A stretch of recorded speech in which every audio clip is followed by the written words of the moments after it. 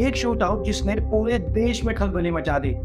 अतीक अहमद और उसका भाई अशरफ, जिन्हें पुलिस मेडिकल चेकअप के लिए ले जा रही थी, उन्हें मीडिया को इंटरव्यू देते समय ही क्रिमिनल्स ने अचानक से शूट कर दिया। फायरिंग इतनी ज्यादा थी कि जब तक लोग संभालते तब तक दोनों भाई जमीन पर गिर चुके।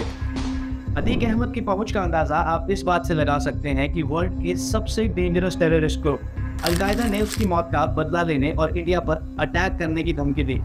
यही नहीं, अरब कंट्री बहरीन की पार्लियामेंट में भी अतीक अहमद की मौत पर डिबेट हुई। पर ये अतीक अहमद था कौन, इसकी पूरी स्टोरी क्या थी, आइए जानते हैं। तो सबसे पहले सब्सक्राइब बटन पर क्लिक करिए और आउट ऑफ सिलेबस के ऐसे और भी इंफॉर्मेटिव वीडियोस को सबसे पहले देखने के लिए बेल आइकन प्रेस करना मत भूलिएगा। अतीक अहमद प्रयागराज या यूं कहें इलाहाबाद का एक ऐसा डॉन था जो 5 बार एमएलए और 1 बार एमपी भी रह चुका है, जिसने कई पार्टीज को ज्वाइन किया और अपने क्रिमिनल रिकॉर्ड और खौफ के दम पर हर वो काम किया जो शरीफ नहीं माना जाता। अतीक अहमद पर 100 से ज़्यादा केसेस चल रहे थे, जिनमें murders, kidnapping, extortion, land grabbing जैसे तमाम चार्जेस थे।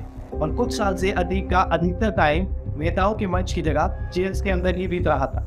एक तांगे वाले के घर पैदा हुआ अतीक अहमद कैसे जुर्म की दुनिया से होते हुए माफिया और माननीय सांसद बन गया, ये अपने आप में एक बड़ी केस स्टडी। सिर्फ 17 साल की एज में अतीक अहमद पर पहला मर्डर केस हुआ। इंडिया टुडे की एक रिपोर्ट को माने तो गरीब परिवार का अतीक अहमद अपनी कमाई के लिए ट्रेन्स का कोयला चोरी करता था और यहीं से धीरे धीरे स्टैम्प मेटल के धंधे में भी उतर गया।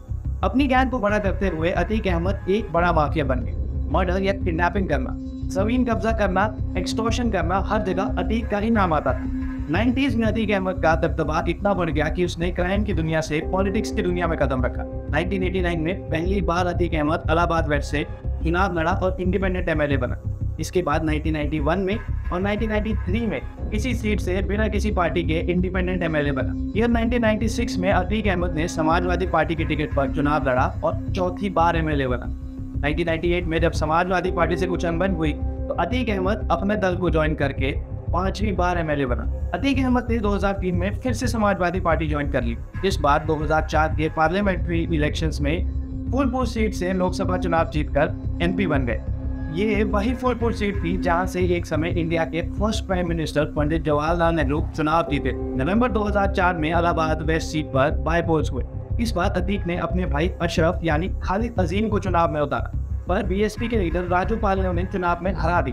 ये जीत ही राजूपाल के लिए मौत का कारण बन गई। कुछ ही महीनों बाद 25 जनवरी 2005 को इलाहाबाद की रोड्स पर एक ऐसा शूट आउट हुआ जिसे सुनकर किसी की भी हालत खराब हो जाएगी। न्यूज रिपोर्ट्स के हिसाब से राजूपाल अपनी एसयूवी से पुराने इलाहाबाद एरिया जा रहे हैं, तभी 20 से ज्यादा गुंडों ने उन्हें घेर कर गोलियां चलानी और बम मारने शुरू कर दिए। शायद राजूपाल को जब उनके साथी टेम्पो में डालकर अस्पताल ले जा रहे थे तो भी उनका पीछा किया गया और दोबारा गोलियों से छलनी करके उनकी जान ले ली गई। राजूपाल की बॉडी से 19 बुलेट्स निकले। ये था अतीक अहमद का टेरर। ये वो दौर था जब इलाहाबाद के सबसे बड़े डॉन वनी के माननीय सांसद थे और उनके भाई होने वाले विधायक। इस मर्डर केस में अतीक के भाई अशरफ को भी गिरफ्तार किया गया। साथ ही एफआईआर में अतीक अहमद का भी नाम डाला गया।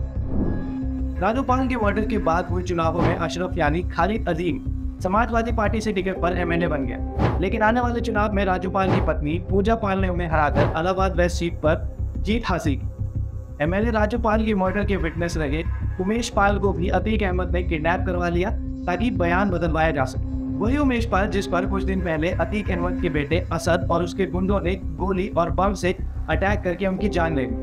डे लाइट में हुए उमेश पाल के मर्डर से अतीक अहमद की क्रिमिनल पावर का अंदाजा लगाया जा सकता है। खैर, उमेश पाल की किडनैपिंग केस में ही अतीक को पहली बार सजा दी हुई थी। अतीक अहमद के खौफ का लेवल आप इस बात से लगा सकते हैं कि एक बार अतीक अहमद ने प्रयागराज में नेहरू गांधी फैमिली के रिलेटिव की ही प्रॉपर्टी पर कब्जा कर लिया, जिसमें पीएमओ को इंटरवेंशन करना पड़ा।